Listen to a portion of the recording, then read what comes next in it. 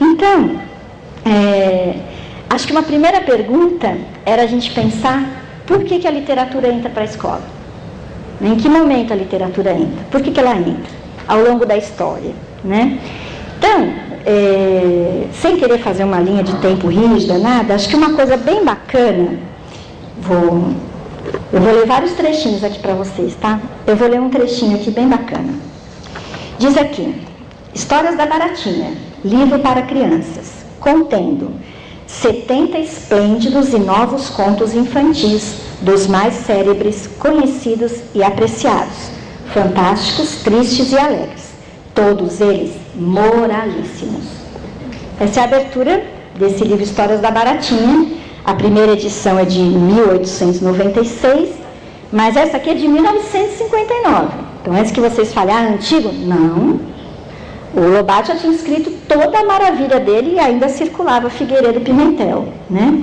Mas o prefácio diz aqui: as mães de família, venho recomendar-vos, senhoras brasileiras, que tendes filhos, a biblioteca infantil editada pelos senhores Quaresma e companhia, livreiros na capital federal. E em que nome, perguntareis? Em nome do filho que sou, do homem que ama sua pátria, que ama seus filhos, e assim vai. São 8 páginas de... É assim que se lê, é isso que tem que se ler, né? E por que eu gosto, adoro, não estou falando nem mal do Figueiredo Pimentel, que ele foi um cara bacana, mas ele podia ter melhorado esse texto dele, assim, podia ter feito uma coisa mais leve. Mas para quem ele dirige esse livro? As mães de família, está dito aqui, as mães de família, né? Não era um livro, apesar de que as escolas pudessem até comprar e ler para as crianças, mas era um livro para as famílias. O que o Figueiredo Pimentel acreditava que acontecesse era que as mães é que liam, né? Os pais é que liam. Antes disso, a gente tinha aquela velha ideia não, aquilo não era uma ideia, era um fato, de que as pessoas contavam histórias, conversavam sobre as coisas, né? Então, na verdade, a literatura entra na escola como um substituto dessa família. Então, acho que uma primeira ideia interessante da gente pensar é que aquilo que era da família, que o Figueiredo Pimentel dizia que senhoras mães leiam assim, assim, assim, porque a pátria só vai dar certo, ele diz isso aqui, se você ler essas histórias, né? A literatura para as crianças entra na escola um pouco nessa substituição, né? Então, quem é que vai ler agora? O que vai ler? Começa a dar esse peso um pouco para a escola.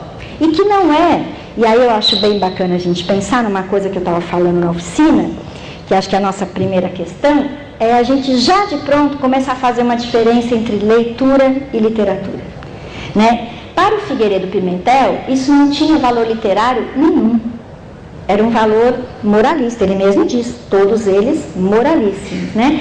E não é um valor literário, tanto que a gente não sabe de quem são as histórias, ele não tem nenhum cuidado em dizer de quem é, quem escreveu, de onde ele ouviu, né? Diferente de hoje, quando a gente pega um livro qualquer de antologia de contos, pega lá Rosane Pamplona, Ricardo, eles colocam lá, ouvir essa história numa viagem. Câmara Cascudo fez isso no começo, no fim do século, né, 19, colocou lá, ouvir essa história no Rio Grande do Norte, contado por tal.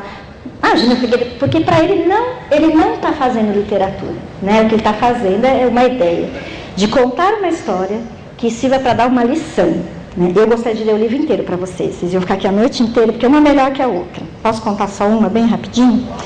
Bem rapidinho, mas só para a gente ter uma ideia do que tem aqui no livro, né? Eu vou contar rapidinho a que eu adoro, que são os filhos do pescador. Diz essa história que estava lá o Inácio Raimundo, que era um pescador muito pobre, viúvo, com 6 filhos. A mulher tinha acabado de morrer.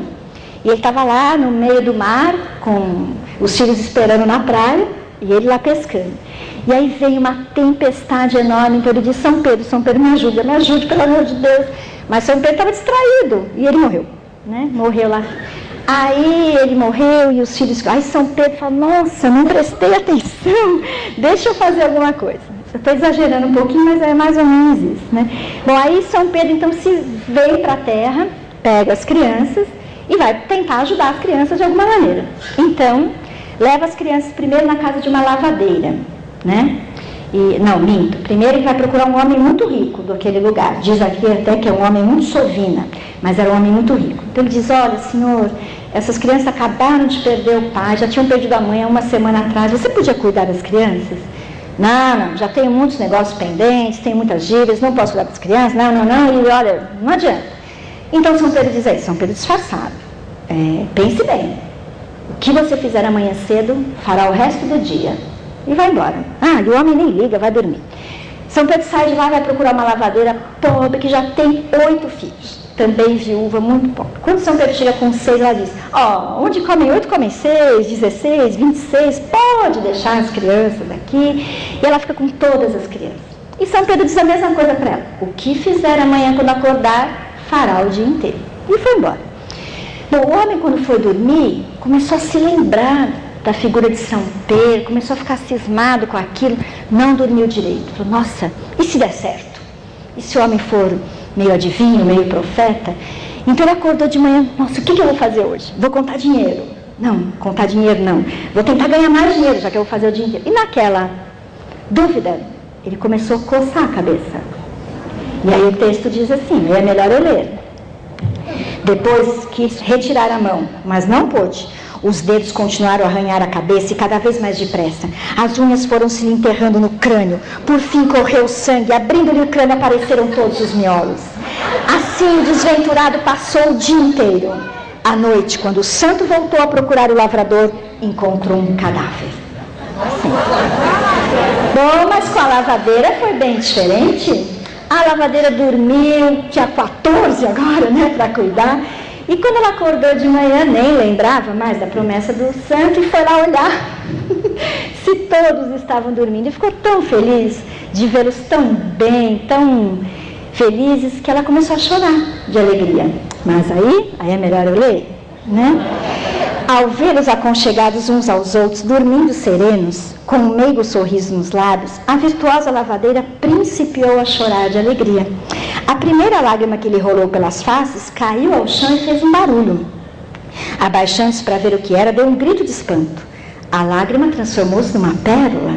E quanto mais chorava, caíam pérolas brilhantes, rubis, esmeraldas, todas as pedras. E assim acaba a história, Então, assim, é uma boa história,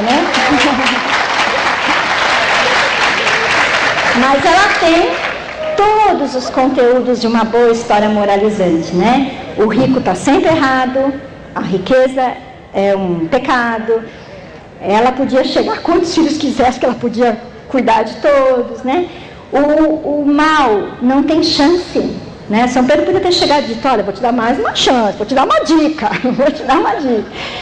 Se fosse um texto da Ruth Rocha, da Ana Maria Machado, ele seria perdoado, ele voltaria atrás, talvez a lavadeira dissesse, vou procurar meus direitos, vou ver uma ajuda financeira do governo, Não é Bolsa Família, ia procurar alguma coisa.